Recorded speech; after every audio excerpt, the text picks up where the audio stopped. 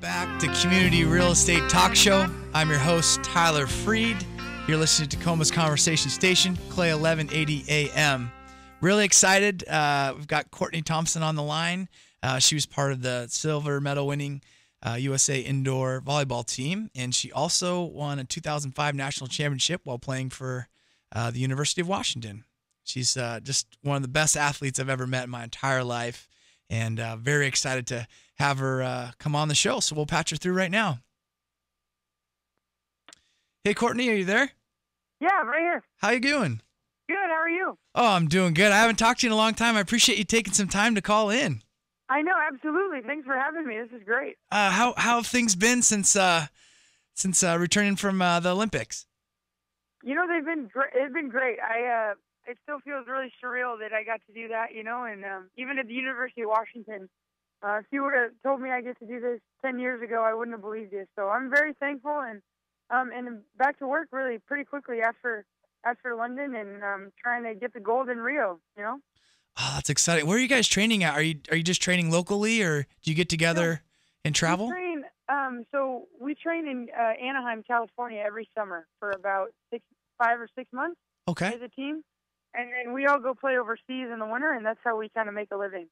Oh, that's fun. Yeah, we usually sign like 1-year contracts, and but we get together every summer and play for USA. Awesome, I love it. What's it like traveling and playing, around the world?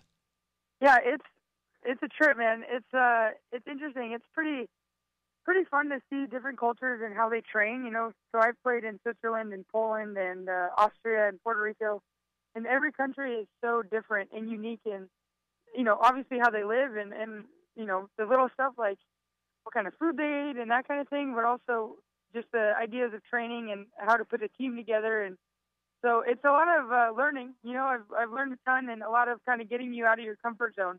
But it's fun. It's a different challenge every year, and you're with a new set of girls every year, and it's great. I mean, we get to compete, playing the game we love, and travel the world, so it's not a bad deal. I love it. And then other than USA, where do you think the best talent of volleyball is?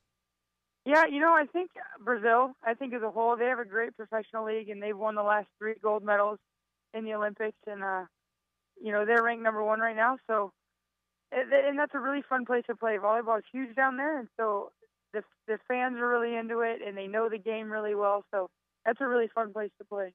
Is home field advantage a big thing in volleyball? Yeah, I think for most people, it's a little unique for us. Like we don't usually compete in the U.S., and it's as you know, it's not a huge sport here relative to the other ones. Mm-hmm. But it's certainly, you definitely feel the crowd when you're going places, and we usually are really loved and adored or hated. So it's kind of funny. We usually get either most of the cheers or we get booed the most. But, oh, really? Yeah, but no, we always say, no one's going to feel bad for the USA, so it's kind of fun. Yeah. We usually have a target on our back, yeah. Everyone's always bringing their A game against you guys. Absolutely, which we wouldn't have it any other way, Oh, I love it. Courtney, give us some background. I know you're just a stellar athlete growing up, in the local papers and everything. Can you give us some background how it went from, playing junior high and little league sports to being at the top of the game? Yeah, well, I grew up with 2 older brothers here in Kent. So I grew up loving sports and being surrounded by it from a young age, and we did everything. And I didn't really like volleyball particularly much because I wasn't very good at it, and I was short. But I've always been really competitive, and so my parents, I think, just tried to support that and give me a lot of opportunities to see where that went. And I played every sport all the way through high school, and then I got really lucky because University of Washington hired Jim McLaughlin as a coach, and he's one of the best volleyball minds in the world. And so I got recruited by him, and that's kind of when I started just diving into only volleyball and putting all my energy there. And I guess, I've always loved to compete and always worked really hard, and then he really taught me the game. And so I think it was a good pair for us, and fortunately had a lot of great teammates at UW, and we were able to do pretty well and win a national title. And I don't know, there's always more to do and more to learn, and I still feel like I'm growing a ton, and learning and being challenged. And for me, it's really addictive when you're improving, and it's really fun. And so that kind of fight, I just still enjoy it. And it's been neat to kind of I guess in Kent, I always felt a little different than most of the girls, loving sports as much as I do. But it's really neat to be on a national team where you meet some strong women that really love to compete and get after it. And so it's been really cool for me. It's got to be. I mean, do you guys ever take a break from volleyball and sit down and play a board game? I mean, I can just imagine the competition and how upset people get if they lose. Yeah, it's hilarious, yes. And we try to. It doesn't always work. It ends in fights sometimes. We had a bowling event the other day for the city of Anaheim, and it got gnarly.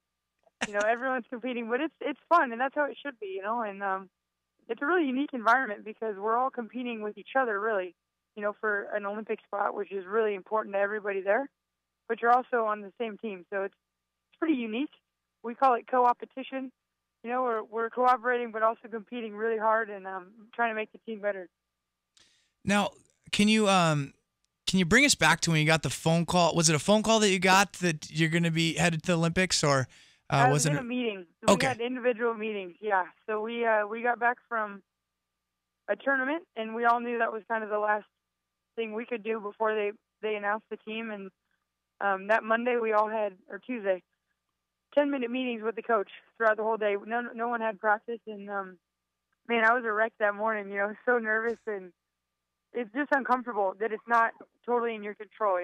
Yeah. And you've done all the work, and so there's a little comfort in that. Like, I've done everything I can, and either way, I'm going to be the same person tomorrow as I am today. But at the same time, you obviously care about it. So, yeah, the morning was pretty rough. I tried to work out, but that didn't ease any nerves at all. And but I walked in there and sat down, and my coach just said, "Court, we've nominated you for the roster." And I just stared at him. I thought he meant I was a nominee or something, or like an alternate. And I didn't say anything. He goes, "Court, we're taking you to London." And my first words were, "Shut the hell up. Shut the hell up." And I don't know why. I couldn't stop saying that. And it was, it's weird. On one hand, I knew how hard I worked. I knew the work I put in to get there. And I felt very prepared to go. But at the same time, it's still so surreal that I got to, get to go to the Olympics. So there's a lot of mixed of emotion. I was pretty overwhelmed. I wanted to scream, I wanted to cry, but I couldn't do either. I just kind of kept saying, "Shut up," in disbelief, Oh, the shock factor. That is so cool. Yeah. Can you take us now to your first steps on the court while you're playing in the Olympics? What was that like? Yeah. Just getting out there, and I mean, how were the fans there? It seemed like a ton of people? I mean, what was it like? Yeah, it was pretty awesome. I mean, what I tell people about the Olympics is that the highs are higher and the lows are lower than you have ever experienced at a tournament. And so it's kind of just managing those. And it's the same thing. Like, on one hand, I was like, yeah, I've prepared for this. This is what I've prepared for my whole life, and I'm ready. I felt a very calm sense that I'm ready. And then 10 seconds later, I'd be like, holy crap, I'm at the Olympics, So actually, once the game came, it was a lot easier because for us, like, that's what we train to do, and we travel around the world, and you can be in all these uncomfortable situations, but the second you start playing, it's just a game, and the old Hoosiers movie comes to mind where the net's the same height, the court's the same, size, and you're just playing and with your teammates. And so, but the first time I went in was just one of the coolest moments, and I hope I never forget it. Pretty special.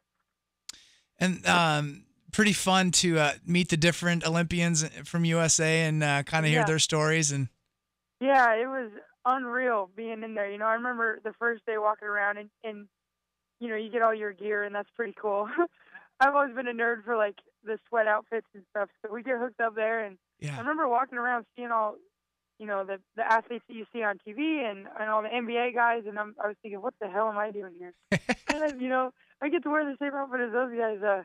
It was cool. And the cool thing about the Olympics is that, and even all those stars like Kobe Bryant, LeBron, and the swimmers, Michael Phelps, and those guys, and the gymnasts, they got a lot of attention. When they're there, they don't put themselves above anyone. Like, it's Team USA first, and everyone there knows that that's bigger than any one person or one team or one sport. And that was really, really cool to be a part of. That is really cool to hear. Now, how about, what are you up to now? I know you've got training going on, but are you doing any like mentoring or speaking to any local areas about your journey?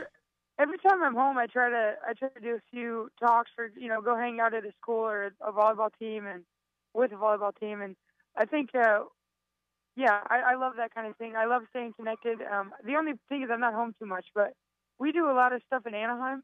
We're very involved in the community, and we're coaching a program down there for kids that can't afford a club team. And I also just started working with Positive Performance. It's a mental training company here in Seattle. Okay. And so I work with volleyball teams through them and just talk about kind of the mental side of sports and stuff I've been through. And yeah, but I love doing that stuff if it ever works out. What's your plan for the future? It's to make it to the next Olympics, and what's next after that?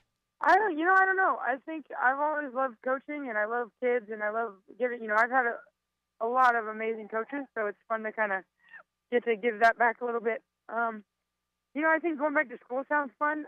On one hand, I'd love to coach and be like an AD in college. That's something I've always thought about. But also, I've been in the gym quite a bit, so some days the idea of doing something else and kind of having a new challenge sounds exciting too. So we'll see. Right now, I'm just trying to take it one day at a time and enjoy where I'm at with my team, and it's been fun so far. Oh, what a journey, Courtney! Just time for one last question. Any young girl at home that's that wants to be an Olympian someday? I mean, what's the biggest piece of advice you'd share to her? Yeah, great question. I think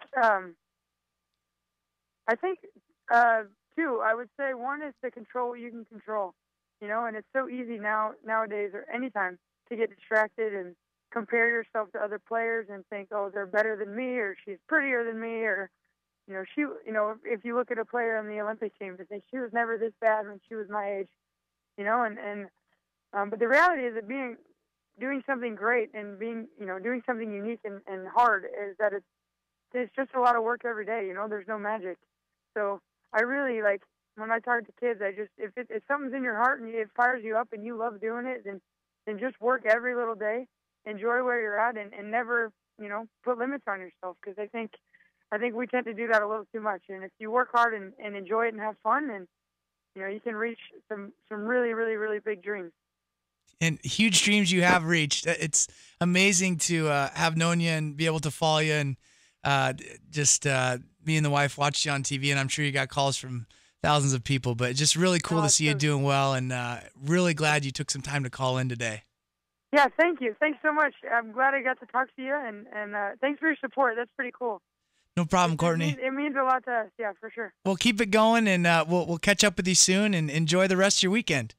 Sounds good. All right. Thanks, Tyler. All right. Take care, Courtney. Yeah. Pretty amazing. Just from a young age, could tell that she was going to do extraordinary things. What a great athlete, and she's representing America. I love it. So we are going to wrap up the show for today. I hope everyone has a great week, and please tune in next Saturday from 1 to 2. This is Community Real Estate Talk Show. I'm your host, Tyler Freed. And if